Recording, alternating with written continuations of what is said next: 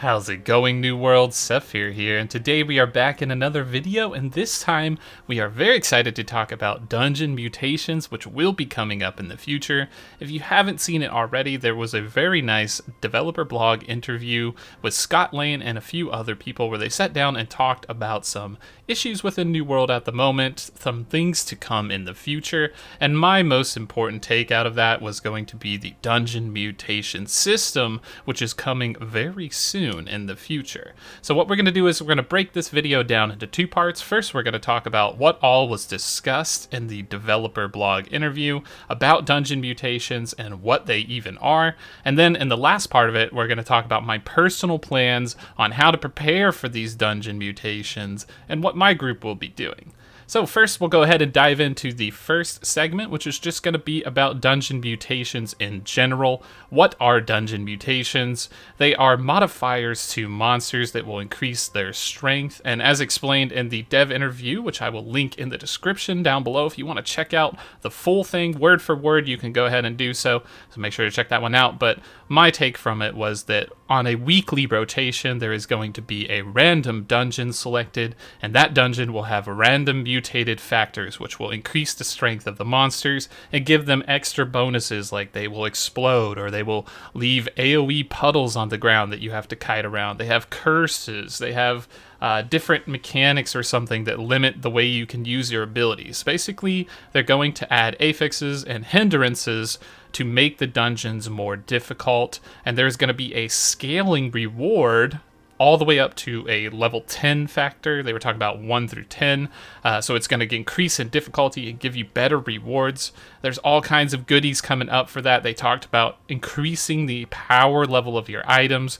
which means we might see something going above 600 gear score, maybe. I don't know, nothing for sure. Or maybe they're just talking about increasing the rarity, but in some way you're increasing your power. And there's also unique appearances on these items for the hard level difficulties of the mutators, which are going to really help you stand out from the crowd. So I'm thinking something like World of Warcraft's mythic system, where if you reached so high of a mythic clear, you would get some unique appearance on your weapon or your armor or something like that. And I think that's a great thing for New World, because in-game content is something that we crave and need right now.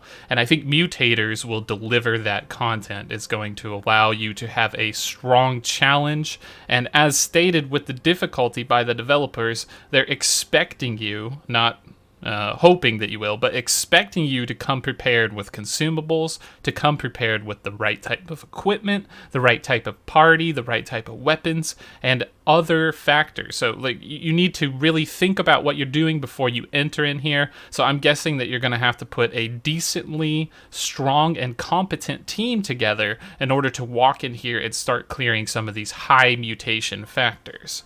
On the plus side of all of that, too, I know they had this key system that people don't particularly like right now, where you have to craft these keys, and it takes a while with all the reagents required. And they said that this is going to be a thing that you can do multiple times a day. So you're going to be able to complete constantly. There are still keys from what I heard, but maybe you earn them by clearing the mutations rather than going out and farming portals or something like that. Because it sounded like the more you did successfully, you would get more keys and be able to keep doing multiples. And of course, we don't have anything exact, so take everything with a grain of salt here. Is just my understanding of it. But all of that's going to be coming to the January PTR, in which we will be able to play test that system, and it could be released very soon, maybe even the end of January, maybe even into February, whenever they smooth out all the issues that come from the playtesting of the mutations. So that's something very exciting to look forward to. I'm particularly hyped up for unique cosmetic appearances for the hard difficulties. I would love if there was a unique item or armor appearance that you could get for clearing a mutated level 10 dungeon. That would be fantastic, and I love the idea of a rotation allowing multiple dungeons to be the dungeon of the week with the mutated factors, as well as mixing up the mutated variants. So that's going to allow for you to have multiple types of gear that are going to be worth something, right? They're going to be doing something. So instead of this item being trash, all of a sudden it's very good because it has corrupted resistance and corrupted damage absorption, and the mutated dungeon factor of that week happens to be corruption damages going through the roof or whatever that may be. It's going to allow you to customize your setup and loadout for the challenge that's going to be ahead, and that's going to be something awesome to see.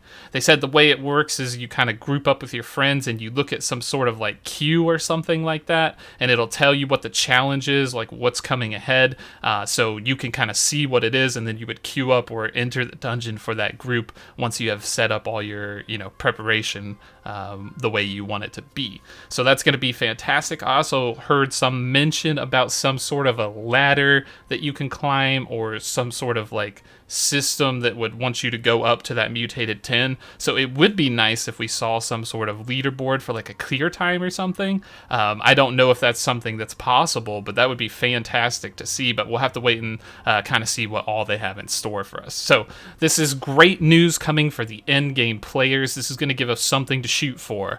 It's going to give us progress to aim for. It's going to give us cosmetic and unique appearance to aim for, because people like to stand out by their notable achievements, right? And this is something really, really nice. So we'll go ahead and dive into the next part here, and this is going to talk about what I am doing personally to prepare for this event. If you saw my video the other day, I talked about winter tokens, and I went ahead and I'm picking up myself a set of corrupted resistance gear from there, because I think that's one of the first steps on the way to this mutated factors deal, where you'll be able to deal with this dungeon a lot easier if you have a full set of corruption resistance and corrupted resistance against the enemy type. But particularly, I would be aiming to pick up weapons and armor with certain things. Like here we have ancient banes, so I know that if I enter a dungeon with ancient enemies, I'm going to be able to do more damage for this. So PvE weapons are going to become a little bit more valuable. PvE armor pieces are also going to become a little bit more valuable. So I'm preparing for that situation, right? I'm going to go ahead and get all my stuff increased and ready to go. I'll probably be playing healer for dungeons, maybe tank, we'll see. I have both sets ready out the gate, so we'll see how it kind of goes in the long term. But I'm starting to put my group together, right? Like I have my people that I play with regularly, and I'm going to fully solidify my group.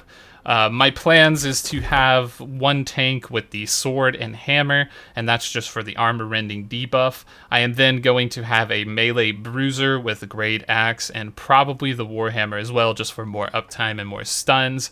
I will then have some sort of mage, probably fire staff and Void Gauntlet, and then he'll swap off to Ice Gauntlet, Void Gauntlet for a dungeon where that doesn't matter. And then I will have the healer, of course, which will be Life Staff and Void Gauntlet for a further Oblivion damage boost, because Oblivion is just way too powerful in a group setting, right? And then my last party pick will probably be either another DPS, depending on whatever kind of does the most damage in a rotation, or I might even add in some sort of hyper-scaling, greedy damage dealer, like maybe Bow Rapier, right? So for big bleeds and big AoE damage, maybe somebody that's just like a Rapier Dex player with like light armor, just pumping tons of DPS. That's going to be my hope for this, and see how it goes through. But I plan to play very aggressive as a healer. I'm going to be taking Life Staff with Beacon and Orb abilities, and I'm going to rely on my heal over times to provide a lot of recovery for my group, while I switch into my Void Gauntlet and really start to pump out additional damage just to get that speed going for my team. So whether the mutated dungeons reward speed more, or if they're more defensive, that's yet to be determined. So I have a few plans to change up that situation, like if I do need to go more defense and healing oriented because monsters are just hitting so hard, then I will do so. But from what I've seen so far within the game, it seems to be about how much damage can you put out and speed through the instance. But of course, each mutation will probably change that factor, so I am prepared to play a more defensive style as well, and add more healing into my build, more direct healing if needed. But I'm thinking about all those things right now and gathering those up, right? And then we have consumable base. I I went ahead and maxed my alchemy and all that good stuff, so I can make any tincture for my team. I can make any potions, anything that I need, as well as we have somebody with weaponsmithing who can make the honing stones. So we're going to be completely fully decked with consumables. And yeah, I'm going to be using this turkey food as well for that luck. I don't know what it'll do for me, but we'll see if it, if it's got something in there. But we're prepared. We got oak flesh bomb. We got powerful honing stones, all the food, the rabbit food, everything like that. I got my cooking up too, so I'm fully pretty much going to min-max everything, right? I'm going to squeak out every bit of damage, every bit of healing that I could possibly get from my group, and we're going to be running some certain things to kind of get that mission and that job accomplished. And of course, we will adjust to a more defensive build if it's needed, so we're preparing by getting some angry earth armor, some ancient armor. Maybe they're going to throw something really hard at us. We never know, but it doesn't cost too much to get this stuff because no one really cares about PvE armor right now, so now is a decent time to go ahead and maybe snag up a couple of pieces for super dirt cheap while you still can, right? Because when the PTR happens in January and everybody's testing all these bad boys out, they're going to go, I do need this armor, and it is worth a lot. Okay, so something that was selling for 50 gold may end up selling for like 10,000, 20,000 the next day, just off of seeing how the PTR goes. But anyways, it's going to be some exciting times coming into New World. This is going to be definitely a fresh breath of fresh air, and it's going to be very welcome to Endgame players. I'm sure this is going to be a blast regardless, and I'm looking forward to something difficult and challenging within the game. That's going to be something very nice. Thanks for watching the video, everyone. If you have not already, make sure to check out the subscribe, like, and bell button down below. There is a join button as well if you wish to become a member today, and a Discord in the description link, and we will also include the full video of the developer interview if you want to go ahead and check out all those juicy details for yourself, word for word, from the exact persons that said it, and that should, kind of give you a really good idea of what's to come here in the future. Thanks for your time and watching the video, and we will catch you in the next one, everyone.